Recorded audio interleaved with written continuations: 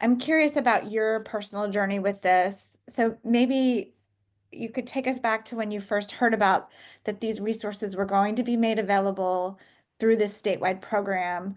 What was your kind of initial, maybe even gut reaction to hearing this?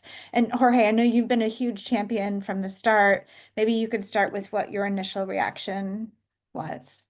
Sure. To be honest, my first reaction was anxiety because I remember all the times taking the GMAT and the GRE and using Kaplan resources to survive those exams. So Mhm. my first reaction was, oh my gosh, they're back in my life. But always for a good way, in a good way. I think I could not believe what exactly you were offering. And I like, Mhm. well, probably they're gonna send us books or something like that, or some resources online. But when I saw for the first time what students see and the price, the original price, and how it's crossed and became zero, that was amazing. They say, "Oh my gosh, they can take all these courses just like a regular student. There's no shortcuts. It's 100% the same course as someone they paying full price." That was an amazing experience, and that's where I decided, I really need to make sure that people know about this at UIS. Not to interrupt, but I was there for that moment that he realized that. Yeah, yeah, And yeah.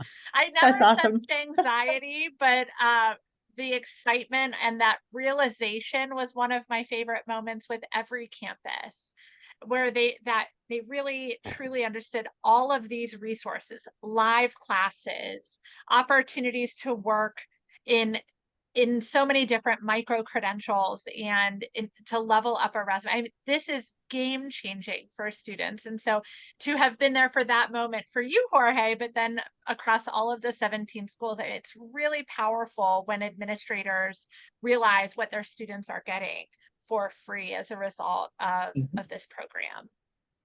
I was just That, gonna, that, I that was was the case. As you were saying that, I was thinking, oh, right, there's no catch. There's no catch.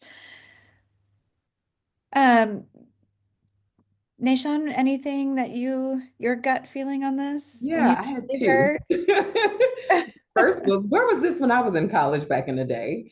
Yeah. Because similar to Hori, just trying to prepare and think about and understand and know what students are facing, when they're figuring out their next step. Sometimes that's just anxiety as they're leaving the college campus to figure out what's next. And then as a parent of a recent college graduate that went to a four-year public here in Illinois, I said, where was this when she was graduating? But our students, this has just been just a game changer for them. For many of them, it has really, really opened up their eyes. I think we just started thinking like, okay, how can we get all of our students access? Who do we target? Who are our priority students? Because we just launched a few months ago. And so just trying to figure out who our on-campus partners were to really kind of be our ambassadors and champions of this program on campus.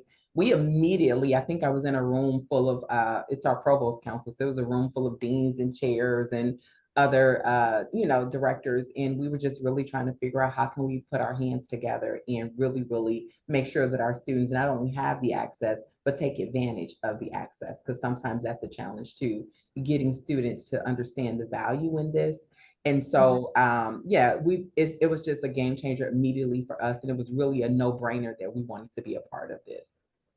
This really fit in with what we were trying to do because, what we found is many of our students were dropping out because their life circumstances were hitting them before they could get to the degree. So, one of the things that we had started already were certificate programs, and that was explosive growth for us because it was addressing the student need prior to a life event occurring so they could get the credential. And then if they need to leave, they could get back in the workforce and then they could come back. This opens that door all the way. I mean, it gives us tremendous opportunities to give them a pathway to get to a credential, right?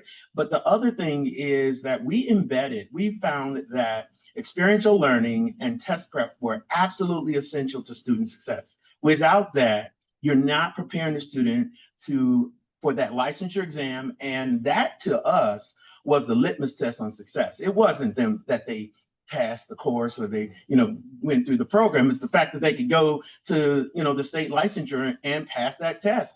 This gives them the opportunity to do that and at no cost. It's amazing. So that's exactly what we want. And, what we do is we listen to our students. I think all of us do that.